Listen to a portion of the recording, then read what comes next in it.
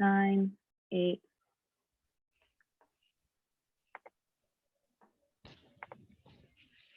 Good afternoon, everybody, and welcome back to the Starboard Portal. Today we have Chelsea Carlson of Sea Tactics joining us, and today Chelsea's going to be talking about Weather Strategy 101. And with that, I'll go ahead and kick it over to her. Hey, everybody. Hope this finds you healthy and well during this sort of strange time that we're in, but I'm really glad that you're all here. And we are going to talk a little bit about weather strategy. So first thing is I will tell you a little bit about myself and about my company, Sea Tactics. And then we'll go into a section called What Your Weather App Won't Tell You. We'll do a little bit of a glossary of some weather terms. Then we'll also talk about clouds. And we'll finish it out with how to read the forecast and a little bit of time, hopefully, for some question and answers. So I have quite a few topics to cover with you guys, and there's so much more that I know not going to have time for. So hopefully this does a little bit of just kind of scratching the surface for a little bit of weather info for you guys. I tried to tailor it a little bit towards everyone. So I'm the meteorologist for the US Olympic team. So obviously I focus a lot on racing. But also I do some navigating and offshore big boat racing, so and cruising as well. So I tried to kind of have a little bit of info in here for everybody. And so with that, let me get started. Okay, so my why. So I grew up on the west coast of Florida, and a lot of people ask me how I got interested in weather, how I ended up doing weather for sailors. So basically, I grew up sailing dinghies and 420s on the west coast, and I started to notice this pattern every single day when we would go out in the afternoons. There would be thunderstorms, and if you're from the South or know about tropical weather, then that is very common. But I started noticing it was in the same place every single day, the same place at the same time. The wind would come in, and then these thunderstorms would form over the same part. And I started to, really just wonder, why is that? And I want to know why. So I dug into it, and that's what eventually led me into meteorology. And obviously through my passion of sailing, that also led me to learn a lot about the different weather features that we come in contact with on the race course. So fast forward, last year I founded this company, Sea Tactics, for the basis of being, I think there's a little bit of lack of fundamental weather education out there. So I really wanted to be able to have a platform to talk to you guys. My favorite thing about my job is getting to talk to sailors about the weather and different strategies on the race course, or getting their boat where they need it to go. So I wanted to create useful weather knowledge for sailors to make better decisions, okay, for two reasons: for safety and strategy. So I believe that with the right training and a little bit of research and knowledge, you can use the weather to your advantage to accomplish your goal of fill in the blank, anything really. So whether it's to win a race, a regatta, maybe even a gold medal, cruise with your family to the Caribbean, or maybe cruise around the world. I've worked with people that have done around the world trips, or deliver a boat maybe safely to its next destination. I work with a lot of private captains on that aspect as well. So the weather can really help you make safer and more strategic decisions on the water. So that's my goal. So some of the services that I offer, obviously forecasting. So that would be routing for cruising and deliveries. So working with crossing the Gulf Stream, a lot up and down the East Coast, but really worldwide. So even the South Pacific. I'm working with a boat right now that's leaving New Zealand and trying to get out before a tropical cyclone comes. So there's that aspect, and then also day racing. So this is just an example of a day race forecast where we talk in depth about one specific location. And then distance racing as well, where we'll talk about obviously the entire race course, which could be Long Island Sound, or maybe it's to Bermuda. So we'll cover all of that. And then I also do some sailing. I mentioned this before, some navigating. This was on the Annapolis to Newport race. So that's a really fun aspect to apply the weather knowledge and then also get to see it happen live out on the water. So I do some of that for some clients, and then also the weather coaching and education. So like I said, working with the US Olympic team, but also some private teams as well. Some Etchells boats over this past winter in Biscayne Bay. So everything from small boats to big boats. Everybody can benefit, I think, learning a little bit about the weather. So, and then of course, these webinars now are a great educational resource that I am implementing going forward. Okay, so one last little thing. I told myself that if I was going to start my own business, it was going to have to be environmentally friendly and environmentally conscious. Otherwise, I wasn't going to start a business at all. So this is something that's really important to me, and I know that US Sailing shares the same values in preserving our oceans and our environment. So that's why I participate in 1% for the Planet, which was started by the founder of Patagonia, if you're not familiar. But basically, we pledge to donate 1% of all our incoming sales. So all the services that I make, I donate 1% of that, and I'm going to focus on marine health and preservation.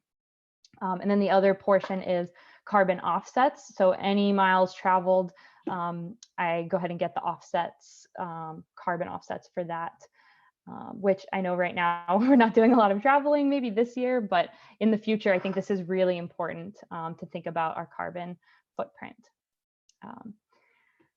Okay, so let's get into the weather aspects. So I get this question a lot, which is, why should I work with a weather coach or a weather forecaster? I can find endless weather data online or right here on my phone. There's tons of weather apps out there. So this is a really great question. And I think it comes down to the difference between model data versus some fundamental weather concepts, or actually kind of learning what the weather or what the models are trying to tell us. So there's an endless amount of data, you guys. There's the GFS, there's the European model. I'm sure you guys have heard about that. The NAM, Predict Wind is an app that you can do weather routing on, and then Sail Flow. So the amount of information out there is endless. And I think it's important to realize that the models are really a tool in our toolbox that we can use to make better decisions. If we can start to understand that they are really a tool and they're not meant to be right all the time. This is one of my favorite quotes from a famous statistician is, all models are wrong, but some models are useful. So the question is to ask not, is this model true? It never really is, but is this model good enough for what I'm going to use it for? So I love this quote because you need to just remember that a model is taking some assumptions into account, and it's never going to be 100% right. If you're used to looking at your weather app, you might say, geez, this doesn't seem right at all for what's actually happening around me.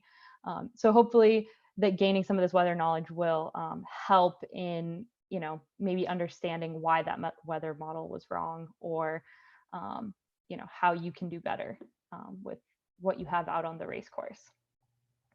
Okay. All right, so we're going to kick it off here right off the bat with a quiz. I like to call these racecourse moments. So we're just going to take a moment and take a look out on the race course. So we're not going to answer this until the end, so you guys have some time to think about it, but I want you to think about, if this were your race course, and sorry that the pictures are kind of piecemealed together, but if this were your race course, where would you want to sail to? Okay. So this is assuming that, you see some boats out there, and assuming that your marks are even. So the starting line is right in front of you and you're a little bit below the line. And right where that blue arrow is, if you can see that, that's where your windward mark is. Okay, so that's where the wind is coming from. That's where you're trying to get to. So where would you want to start if this were your race? All things being equal. So you don't have to type in the answer now. I want you guys just to think about it, but get ready that by the end of this presentation, we're gonna try to answer this question. So look at the sky, the water, and get your answers ready for the end. So notice what's different about one side of the course versus the other. It's quite light wind day. So I'll let you guys ponder this for a moment, and then we'll move on. So the other thing is we are on YouTube Live, and if you guys have questions, you can type them in and I will see them. So I have them up here. And we're going to use the YouTube chat comments to answer some little quiz questions that I have coming. So make sure you guys have your chat box open and ready. Cool. All right, so I'm going to move forward and we'll come back to this. All right, so let's move into a little glossary of weather terms. So the first thing may seem simple, and some of you may know this and maybe review, but it's always good to go back and review just a couple of fundamental concepts that we kind of need when we're going to piece everything together at the end. Okay, so high and low pressure. Some of you guys may know this. What is air pressure? So the pressure is the weight of all the air molecules in the air that are pressing onto the surface. Okay, so you guys have heard of high pressure and low pressure, but what does that really mean? High pressure is basically a very high density of air molecules. Okay, this is associated with cooling air and sinking air. So as the air sinks and compresses, it cools. Okay, so we want to think of visual images when we have this in our heads, not just, oh, a big blue H on the weather map, that means high. Okay, but that's sinking, compressing air. And in the northern hemisphere, that blows clockwise, right? So everything in this presentation is going to be geared towards the northern hemisphere. So sorry for all you southern hemisphere people, but everything is basically opposite in the southern hemisphere. So clockwise for high pressure, northern hemisphere, and low pressure is the opposite. It's counterclockwise. Okay. So what is low pressure? You guys may think of this with storms or even hurricanes, which are low pressure systems, but basically a lower pressure area is just a lower density of air molecules, right? So you guys know this.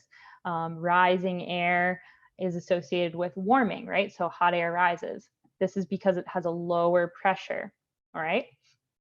And then again, it turns counterclockwise in the northern hemisphere. All right, so that's high and low pressure, which are just areas that are relatively different densities of air molecules, and it'll lead to sinking and rising. Okay, so the sinking and rising part will come in a little bit, so remember that. All right, so number 2, isobars. These are the lines on a weather map of constant air pressure. Okay, this shows you where the high and low pressure systems are. And I'm going to show you an example right now. All right, so this is a typical surface weather map with the isobars are in yellow. So you can see some blue H's and some red L's, and then there's some lines that maybe connect them. We got some blue lines and some red lines. The key thing here is to not get too confused. Don't confuse yourself with looking at every little high and every little low. Basically, we're just looking for the big picture, right? So the point in looking at the surface weather map is to get the big picture. And it's relative to where you are, right? So in this particular instance, we've got a big high pressure in the Midwest.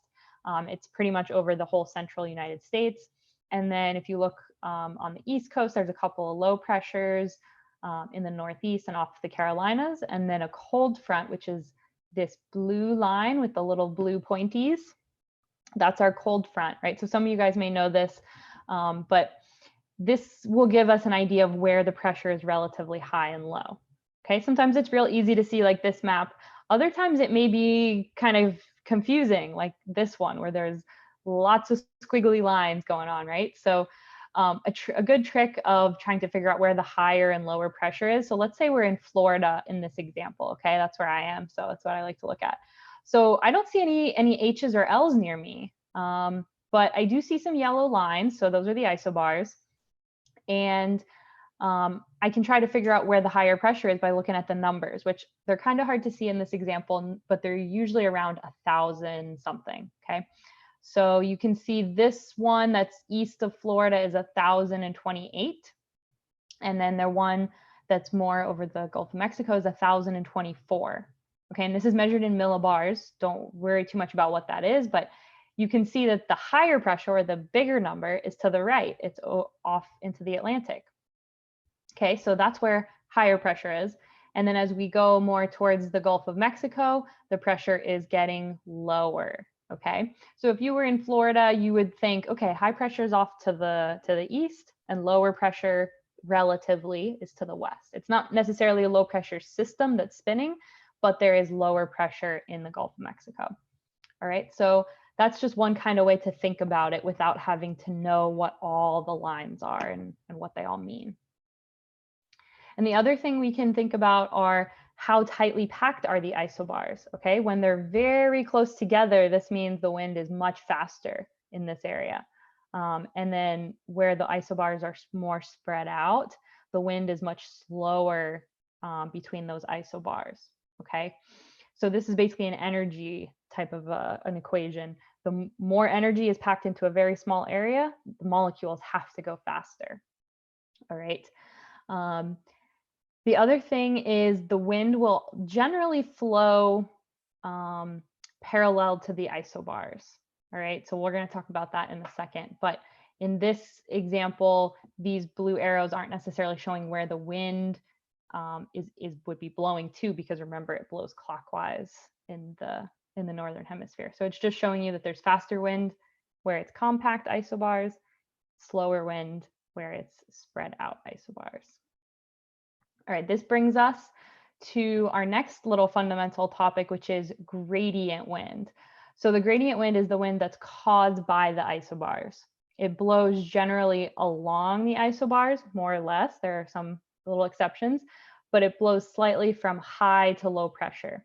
Okay, wind is always going to go from high to low pressure on the big scale. I also like to call the gradient wind the big picture wind, okay? Because when we're looking at the big picture, it is the wind that's blowing from high to low, okay?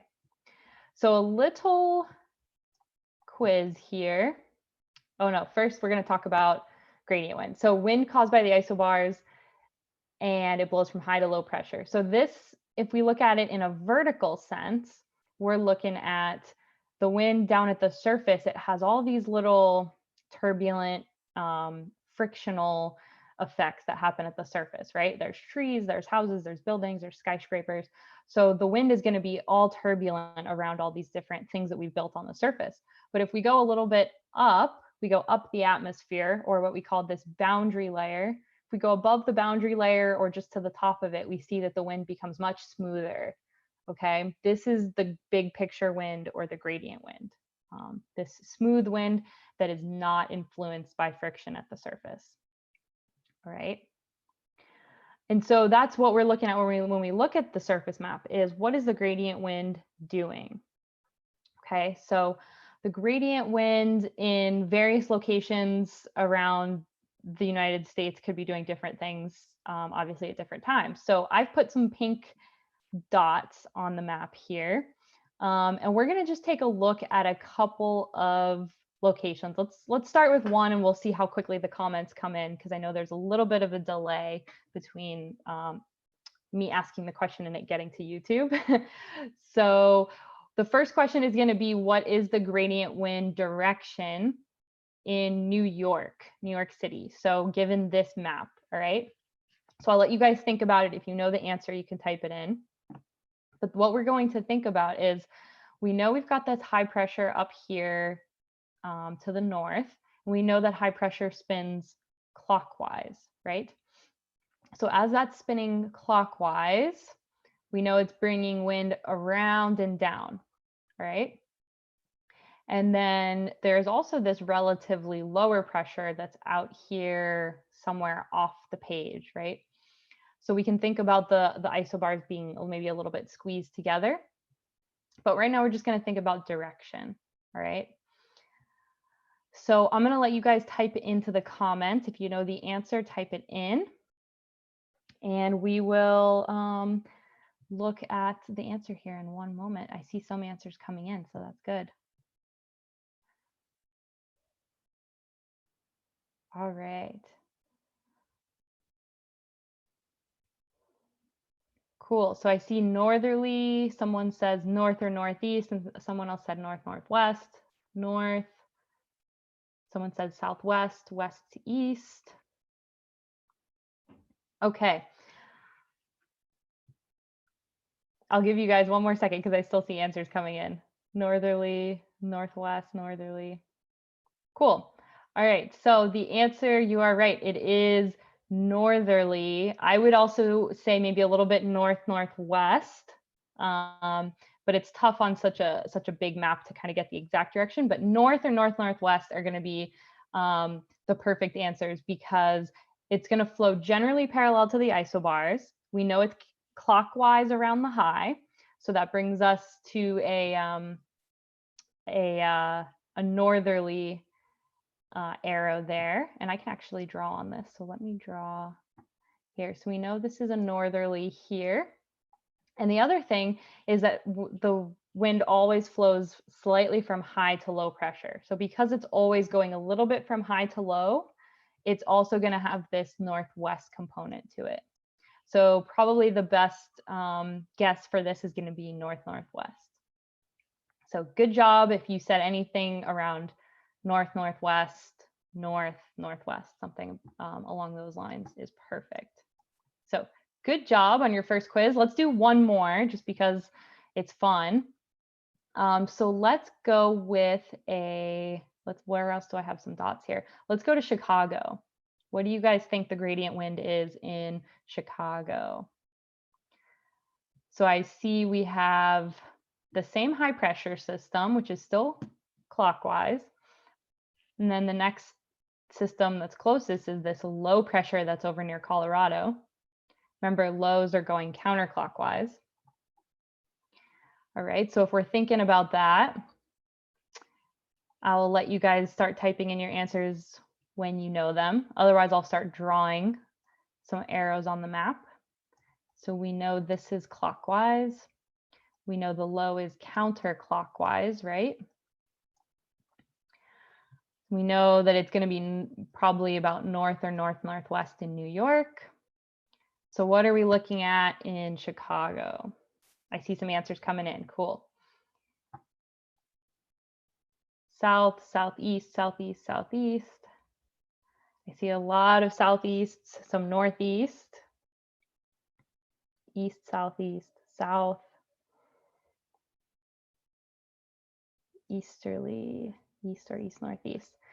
So most of you guys are right on it. So I'm going to draw it in here. So if it's northerly in New York and we're following the isobars, but we're also going from high slightly to low, we are going to call this an east-northeast wind. Might be due east.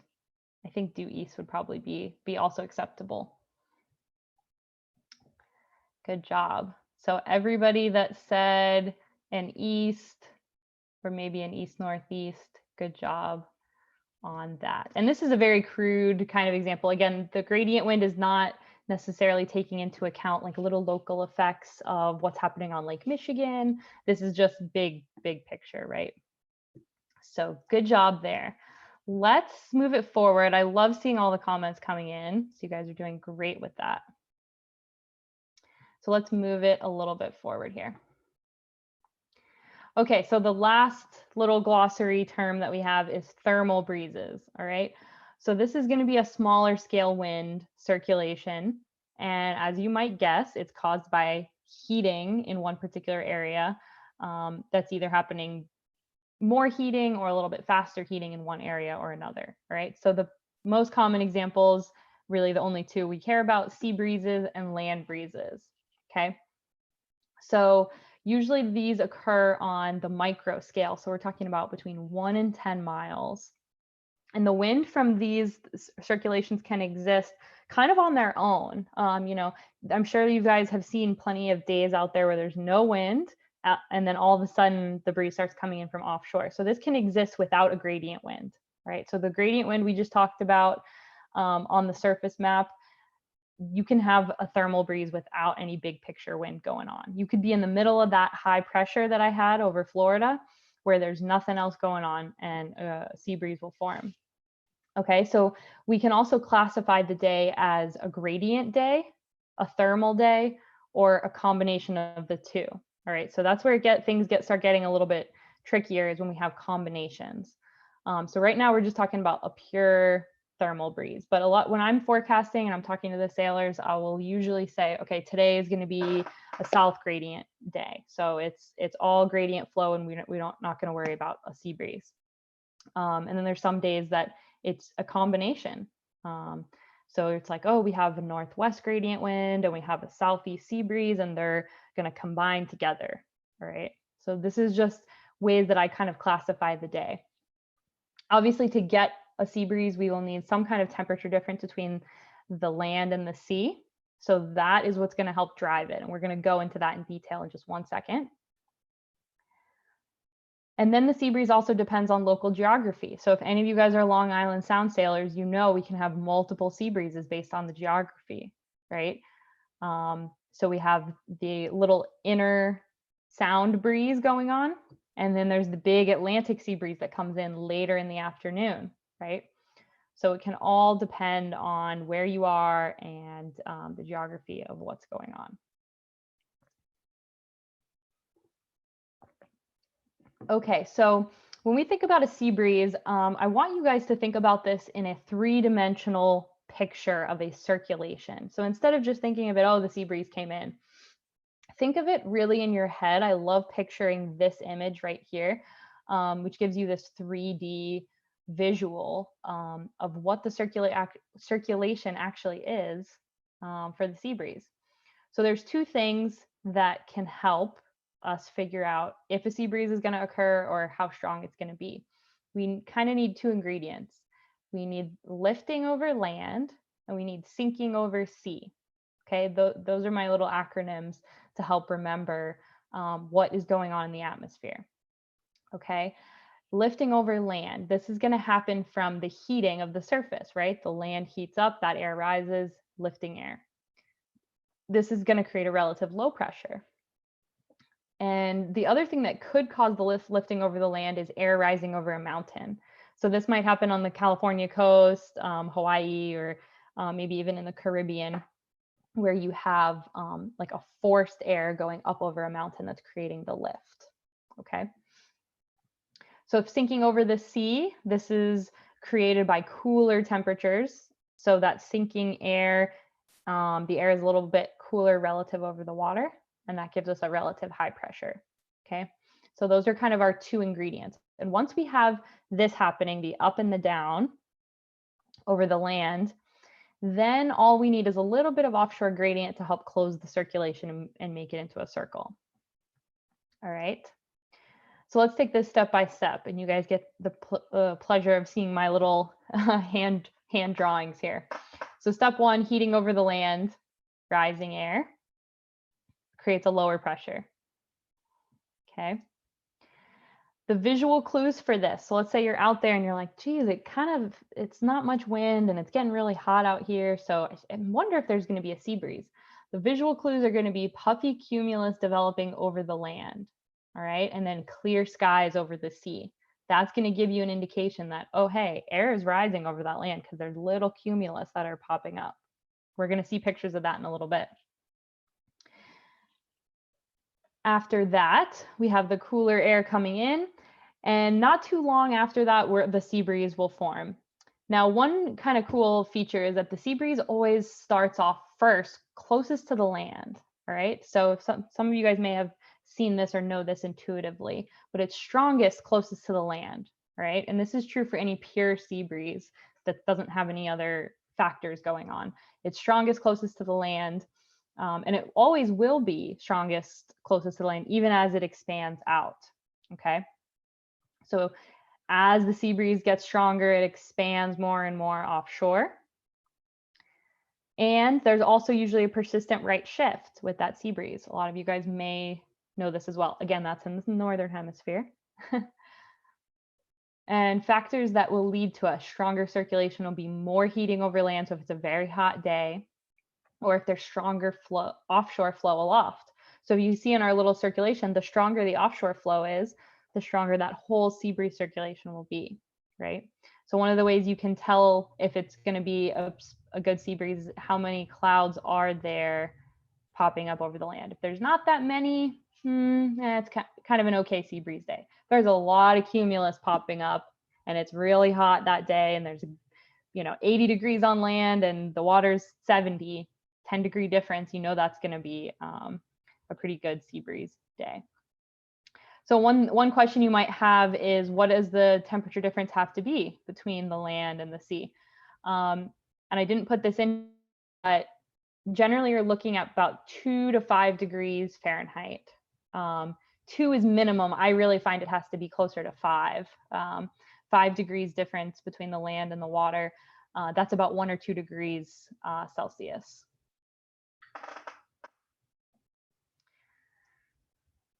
So moving past that, the opposite of a sea breeze is the land breeze. All right. So the difference between the land breeze and the sea breeze is it's opposite. So you need a cooler land and a warmer sea. This usually happens in the fall. Okay. Think about it. The water's been warm all summer.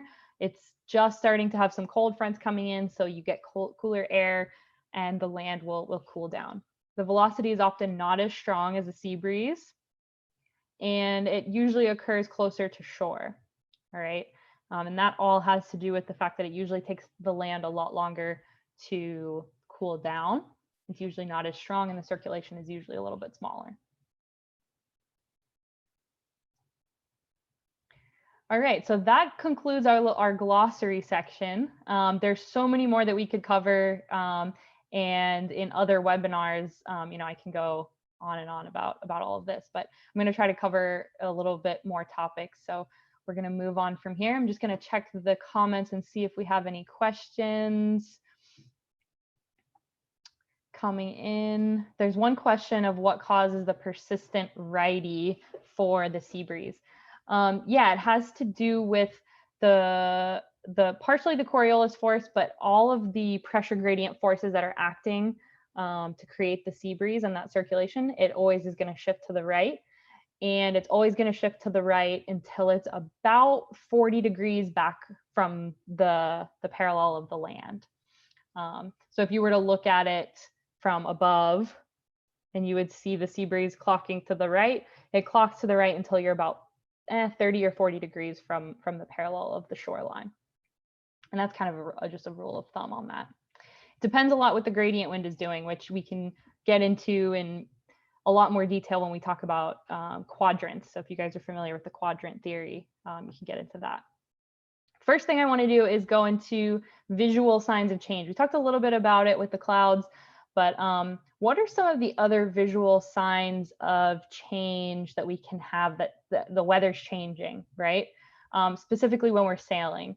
So I'm going to let you guys type in the comments, and I'm going to start revealing them, what my top ones are one by one. So what do you look for visually on the course to see that the wind is changing? So this one might be kind of an obvious one, ripples on the water. Okay, dark areas and light areas. In what direction is that dark patch moving? Is it coming closer to you? Another one could be haziness on the horizon. Either it suddenly goes away, or maybe it's appearing. The haziness could mean some kind of an inversion layer. We can, again, I could go into lots of detail on that, but basically it just means that the wind is kind of compressed into this one small layer. That could mean not a very good wind day. the wind suddenly drops in speed.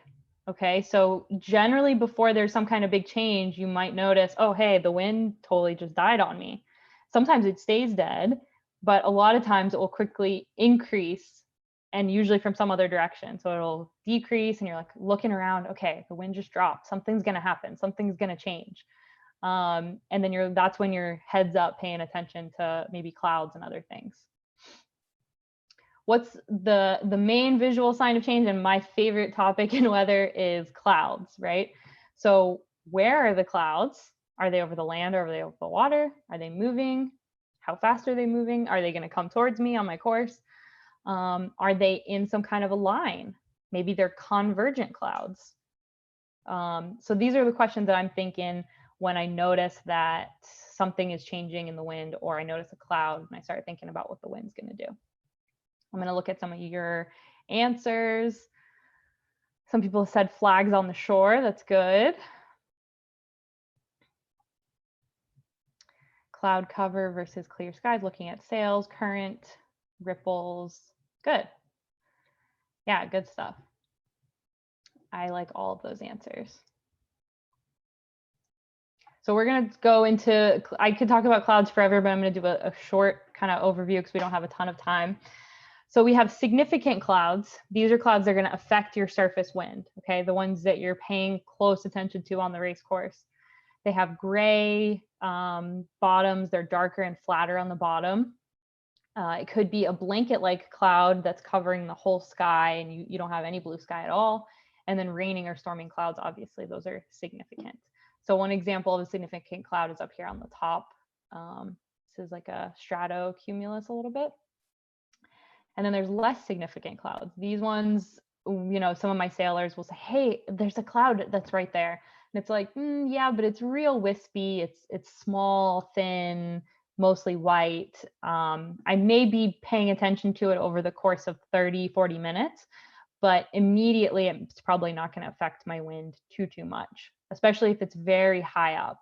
Very high, wispy, thin clouds aren't gonna do too much. And then same thing with just really thin, small, puffy clouds. The only thing I'm looking at for the puffy clouds is, are there going to be more of them? Are there more developing, or is it just all by itself? So questions I ask myself when I'm looking at clouds is it significant? Which way is it moving? And what does that tell me about what the wind's doing there? And will it pass over me in which part, right? So if the wind is coming from the north and then all of a sudden you see a line of clouds coming in from the south, you're thinking, okay, something's going to change and they're coming towards me from the south. So I think something's going to change in a moment. So the micro scale effect of clouds is kind of interesting. So a puffy white little cumulus cloud is its own little low pressure system. Okay, so right underneath that cloud, air is rising, going up into the cloud. So it's the lightest wind right underneath the cloud. Once the air comes up, it condenses and cools, it creates the cloud. And then on the edge of the cloud, that air has to go somewhere. It usually doesn't keep going up. So it comes out the side of the cloud and down. Okay, so the wind on the edge of the outer edge of the cloud is the strongest right on the edge. So this is important because when you're racing, generally I try to stay out from underneath all clouds. If you have an option, sometimes it's kind of everywhere, like this picture in the middle here, and sometimes you don't have like a total option. But if you do, you try to stay away from being underneath the clouds and you stay in the blue sky. So these little clouds, the cumulus fair weather clouds, I call them Toy Story clouds because they look like little cartoons. And if you were looking at a view from above, the air is going out in all directions from the top of the cloud, right? And then it's going down. So you really want to be on the edge of the cloud if you can. Then we have raining clouds, which are essentially the opposite where the rain is. So the rain is coming out and the air is sinking and cooling as it's coming out, and then it's hitting the water and spreading outwards, sometimes in a squall. Not always there's a squall, but this is an example of a picture that I took from the Nassau race, the Miami to Nassau race in November. of a little squall line that we came pretty close to. And I was watching it real closely thinking, okay, this cloud looks like it's coming closer to us. We were trying to avoid it. And sure enough, it passed luckily off to our port side. And we got a little bit of breeze from it, but we didn't get stuck right underneath the rain. So if you have a rain cloud, especially if you're in big boat distance racing and you kind of do things like avoid them, definitely want to avoid the rain itself because there's no wind right underneath the rain. And then all of the good breezes out on the squall side are coming out the edges. Okay, pay attention to which way the cloud is moving, and remember that when it's the direction that it's moving, the wind is going to be stronger on that forward motion side. Okay, so if it's moving away from you, you are on the bad side of it where it's kind of leaving a vacuum in its path, and the wind will probably be very light if you're on the back side of it. Okay, this is a fun little quiz for you guys. This is a quick one. I'm not going to spend too much time on it because I do want to get through some more slides.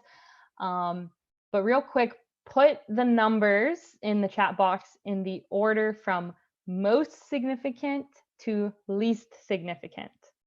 Okay, so you're going to just put the number of the picture most significant to least significant clouds. This one's kind of fun.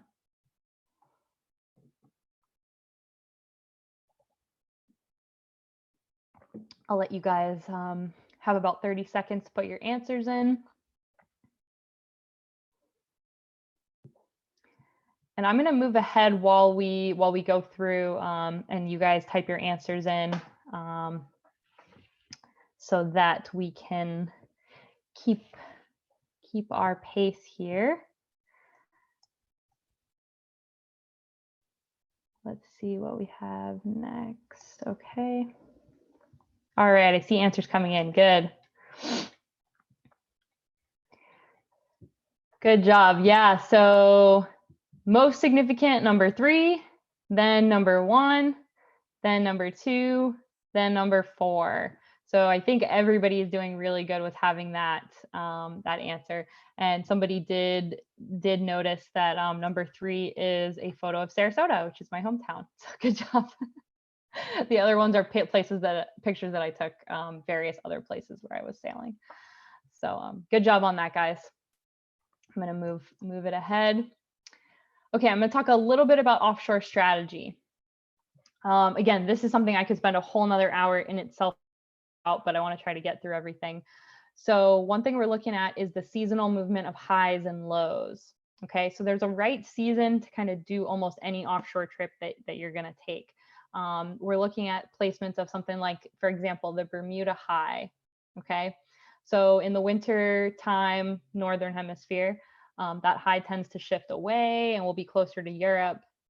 And then in the summertime, it comes closer to the United States and becomes more of a Bermuda. So you're looking at not only the movement of these semi-stationary systems, but then also cold fronts and other things that are moving through all the time. So there's, a good time of year to do certain trips like transatlantics. A lot of people will do that in the early part of the summer when they can get on the top of that Bermuda High and take it all the way across the Atlantic. And then there's, obviously bad times of year to do things.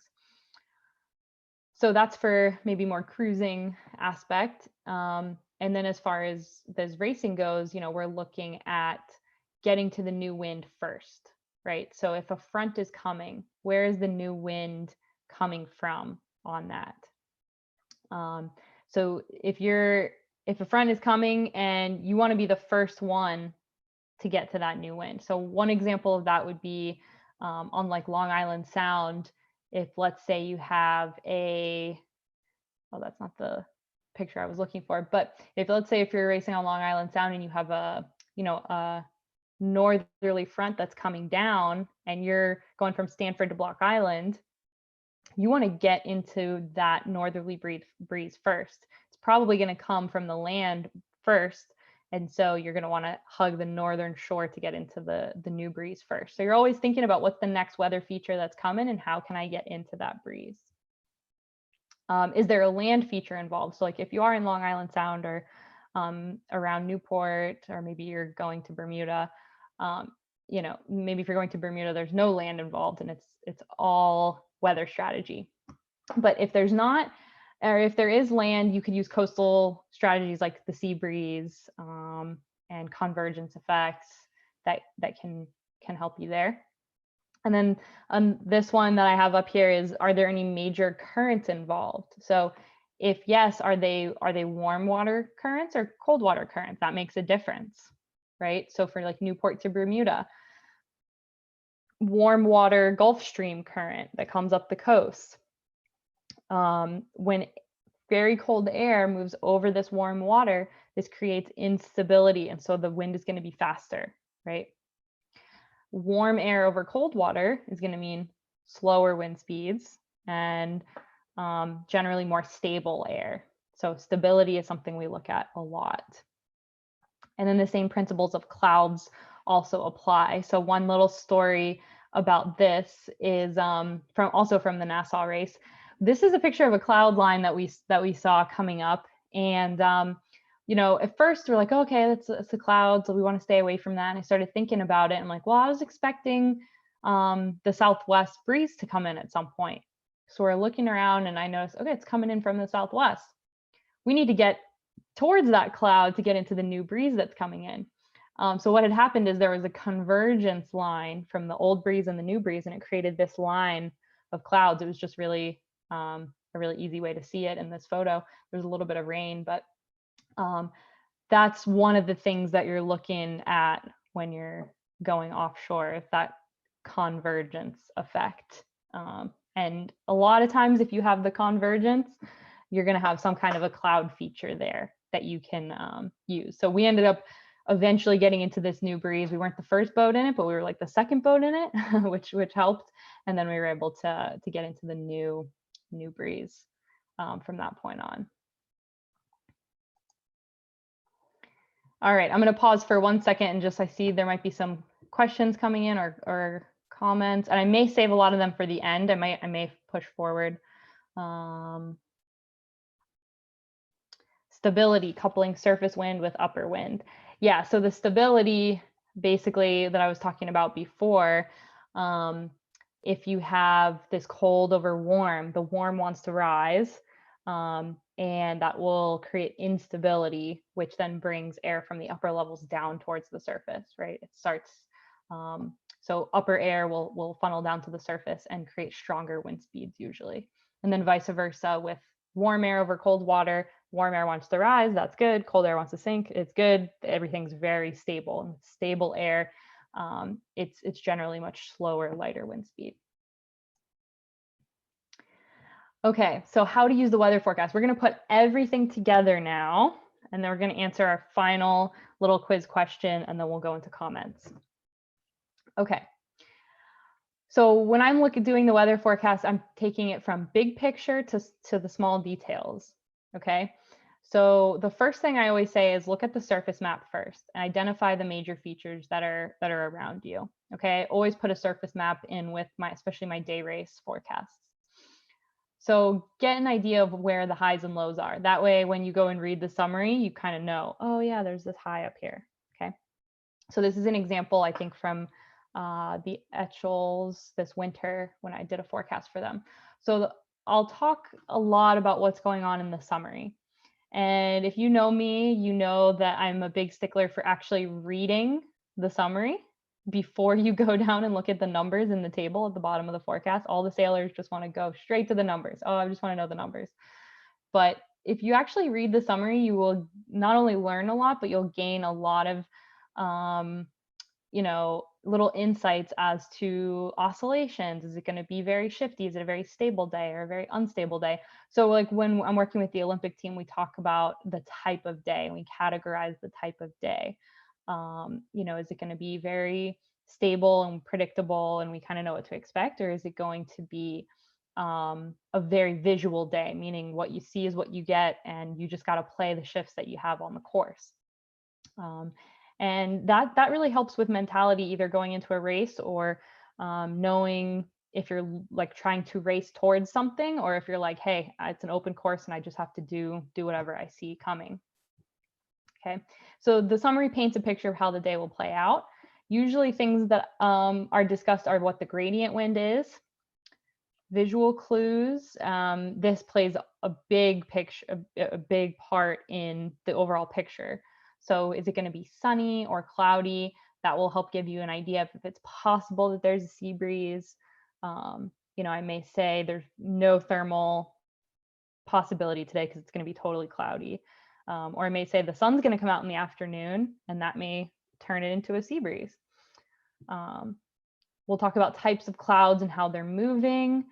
I also talked about thermal breeze, and then the shifts and oscillations. This one is big too, and it really depends on the scenario. But most of the time in a gradient situation, you have a little bit more steady oscillations. And again, this is just general rule of thumb. The shifts are a little more predictable, and for the most part, maybe you can time the oscillations if it's purely gradient. If you're in a thermal breeze and it's interacting with the gradient wind, and maybe they're fighting each other and there's some instability, it's probably more of a very shifty day situation. So maybe not quite as predictable. Maybe the oscillations are quite large. And then as you go down the forecast, you get into smaller and smaller scale details. Okay, so in the actual table where I talk about the wind direction and wind speed, that's where we'll talk about land effects, if things are happening, decreasing, decreasing / veering, filling in from the northeast, or looking for clouds coming from the west. I'll put all those little notes kind of in there in the comment section. And then in the general weather, obviously too, tides, high temperature. Then we'll go into alternate scenarios. So basically, everybody knows not every forecast is going to be right. Most of the time, there's something little that could be a little different. And so in that section, the confidence or alternate scenarios section, I'll talk about, well, we're pretty sure that this is what's going to happen, but if something's going to be different, it's going to be this. So, like this one, it was confidence is good in the overall situation, but if anything, the wind speeds might be plus or minus 5 knots. And we pretty sure that if the clouds clear, that the winds are going to be increasing once the clouds clear, or something like that. That would be like one example. So it would give you a visual clue tied to a potential outcome, right? And then I always tell everybody, I'll cover this in the next slide, but basically looking for ways that you can observe what's going on. So you read the forecast and then start watching once you get to the boat park. Okay, has it already changed? Is the forecast kind of right on track, or am I noticing something different? And then during the day, I always say take notes on what happened, and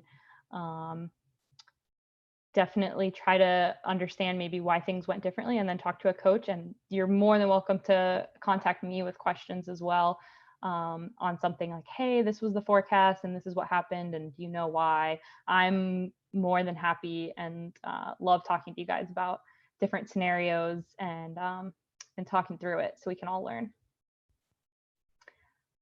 This slide is basically just talking about that, which is practicing your forecasting, observing, what you see, writing it down at the end of the day. And I always like to say the top sailors, they have journals of what the various weather conditions are at these common venues. So write down 1 to 2 takeaways at the end of the day. Write down what the wind condition was, like the general big picture, like, southerly sea breeze. These were the takeaways, because it will really help you, especially if you're sailing the same venues again and again, which a lot of people do, because there's a few good venues out there. Okay, race course moment. We're coming back to our very first question. So where would you start? What is the winning strategy for this? So I'm going to let you guys answer in the comments. And while you answer, I'm going to go start reading some of the questions that may be coming in, because I think we're running pretty close to an hour, maybe a little over. and then I will tell you the answer, and we will talk about just the last few things before we go. So if you were starting here, which way would you go?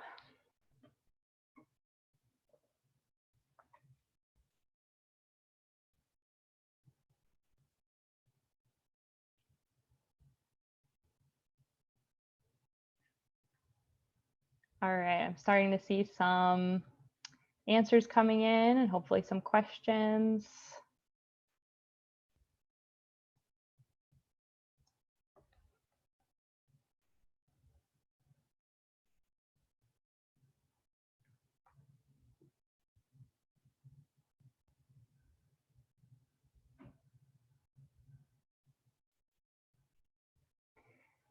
Cool. All right, keep the answers coming in, and I'm going to start kind of telling you what the answer was here. So first thing I would notice when I'm looking at this picture is there's a lot of clouds off to the right, and there's not as many clouds on the left. So that's my big giveaway. If there's one takeaway maybe in this whole thing, maybe you realize, okay, I probably shouldn't sail under where most of the clouds are. So the actual winning scenario, in my mind, if I was starting, I would be thinking get to the left side, pretty much as quickly as I can. But the winning scenario in this actually was to, let me go forward here, was to start off maybe a little bit to the right, just get on the edge of that cloud line and then send it to the left. Okay, so this area was the best place to be. The winning boat ended up kind of starting middle, maybe middle right, got on the edge of that cloud line, got the puff coming over the edge, and then took it out to the left under the clear sky where there was much better breeze out on the left side when you're not underneath all those clouds. Okay, so it looks like there's quite a few of you guys that got that. I see a lot of people that said left, stay away from the clouds. Some people said go right, middle right, but quite a few people said go out to the left to stay away from the clouds. So good to see that you guys were kind of paying attention to that. That's awesome. And again, this is barring any other like shifts or, there's no other boats on the course, just weather on its own. You're going to do something like this. You're going to go out to the left, right? So I have tons of these examples and like little quizzes, and I wish we had time to go through a whole bunch of them. But what we can do is I'm getting ready to have a series coming up here called Weather Strategy Series. And the plan is to get this going next week. So enrollment is open right now it's a webinar series with me, and it's going to be just like this. It's going to be interactive with quizzes. We're going to talk more in depth on weather basics, just to get everybody on the same field as far as what we mean by gradient and sea breeze. And then from there, we go into way more in depth on clouds, sea breezes, strategies. So there's a whole lot more to cover. If you guys have heard of the gradient theory, like the quadrants, that's a whole hour talk on its own, and you gain all kinds of cool insights about different venues that you've sailed before. So this is definitely something that if you're interested, I highly recommend it, especially while we're all sitting at home, kind of quarantined. And again, my goal is just to get you guys to have the right weather knowledge to make you a more strategic sailor and make better decisions. So one last thing, I'm going to take questions now. Hopefully you guys have been typing them in. I'm going to go check them in 1 second. But one thing is I just put up a free weather resource guide that you can get on my website. Okay, so you guys can download it. Go to my website, www.sea-tactics.com. And when the window pops up, you can download my free weather resource guide where I talk about weather models. I have a whole list of all the weather websites that I use, so you guys can go get all of the links to the websites and a little bit about how to use the weather websites to kind of make your own like little mini forecast, essentially. So yeah, let me go into the questions. That hour flew by very quickly. But I'm super happy to see all the comments you guys have coming in. So So many weather apps. What are your favorites? Perfect. You guys should go to the website and get my weather resource guide, and I talk about apps in there as well. Personally, I like looking at Windy for some model data, and then SailFlow is also a really great one. Side note, I actually do a pro forecast for SailFlow kind of as a part-time thing. So if you guys are ever on the SailFlow app and looking at the East Coast forecast, sometimes you'll see my name. SailFlow is great. And then for radar, I like WeatherScope for radar. But there's so many good weather apps. And again, the guide that I just put up today on my website is the best way to see all that. Let's take the next question. How to find out what to favor, current versus wind? Is there a formula? That's a really good question. I think a lot of sailors ask that just all the time when they're out sailing. So to me, it depends on which one is stronger and then which one is more relevant, right? So if the current is more relevant because it's right across the middle of the race course, then current is probably going to be more important, especially if it's a little bit stronger than the wind. Generally, when the wind is very light, like under 10 knots, then the current becomes a really big factor. But when it's very windy and it's like 20 plus knots and the current is fairly light, like it's not a strong current, then it's not quite as big of a factor. So I think it depends on the speed of both things, of the speed of the wind and the speed of the current, and then whether it's like right across your race course, or maybe there's favorable current, but you have to bang the right corner to get to it. I would say that that's probably maybe not as favored of a strategy. So I hope that helps a little bit. There's no like magical formula for that.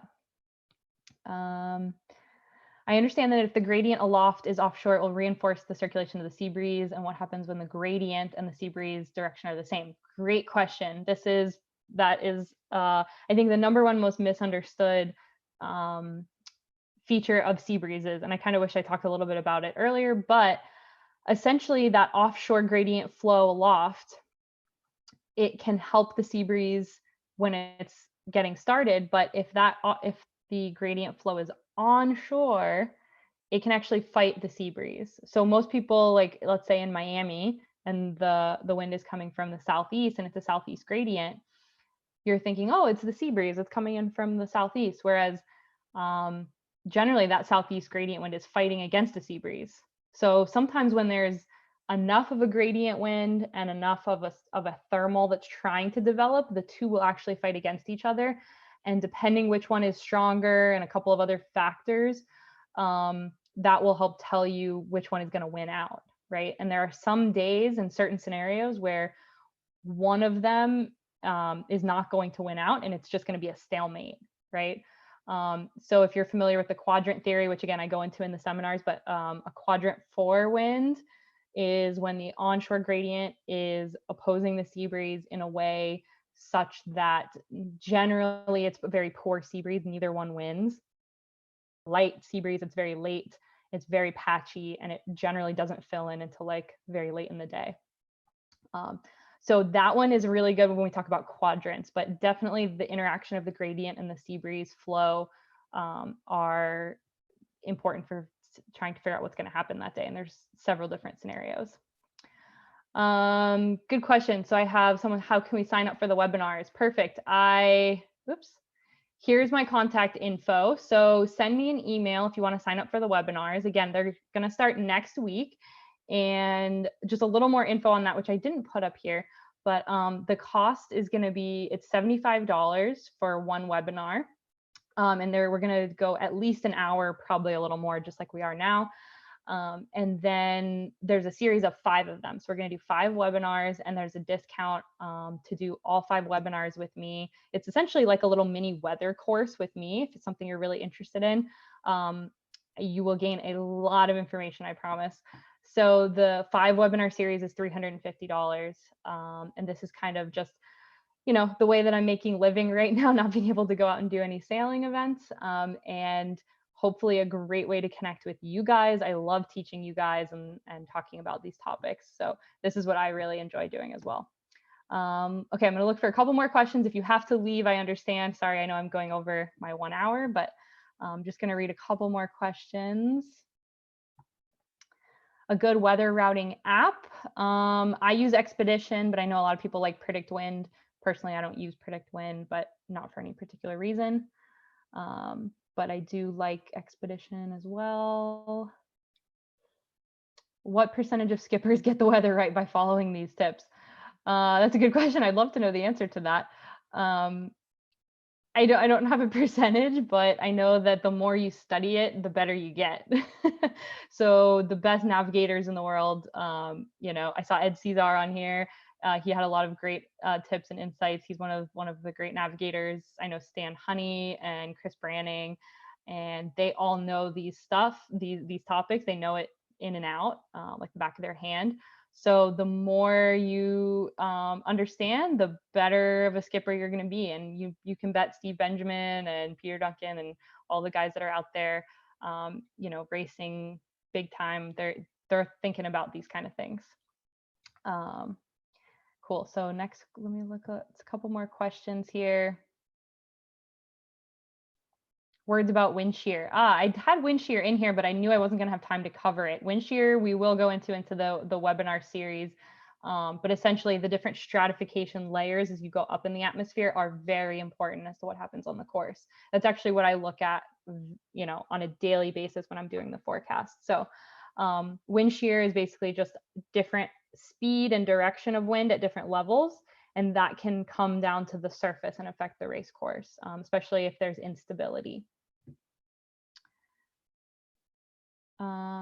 Let's see what else we have.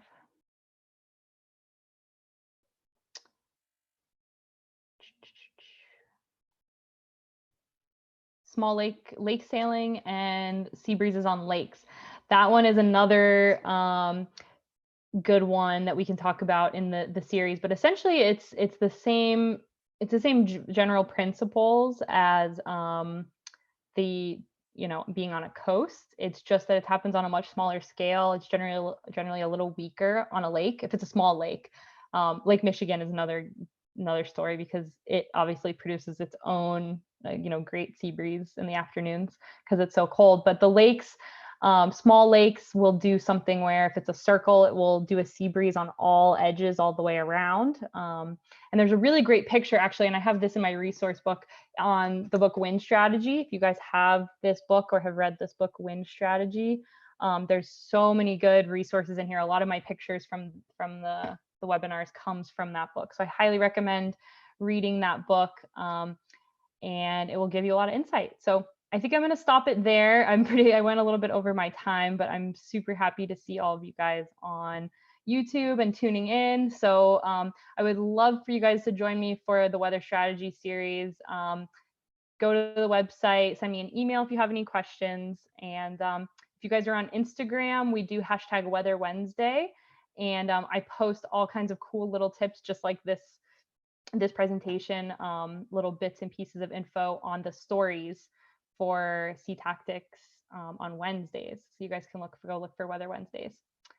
And with that, I will conclude it. And I look forward to talking to all of you guys. Thanks for joining in. And thanks, Chelsea, for joining us.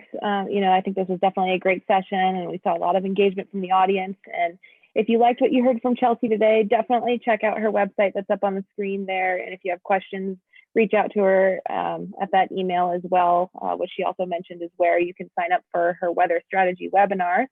And if you enjoyed today's session, please think about supporting our efforts to build a community of active and engaged sailors through the Starboard Portal by purchasing or renewing your U.S. Sailing membership. We have a ton of great content coming up. Tomorrow we have our U.S. Sailing Team laser radial athletes who Chelsea works with quite regularly, going live at noon Eastern time. And thanks to our U.S. Sailing members, we're able to adapt and evolve to better serve our sailors with content like this. And you can do that at ussailing.org/membership. And then if you want to check out any more content on the Starboard Portal, you can find that at ussailing.org/starboard-portal. Thanks again, Chelsea, and happy Weather Wednesday, everybody. Thank you. And thanks so much to US Sailing. You guys have been like just putting out some awesome content. So loving it. And I'm watching all the other series that are coming out. So hope you guys do too. Have a good day. Bye.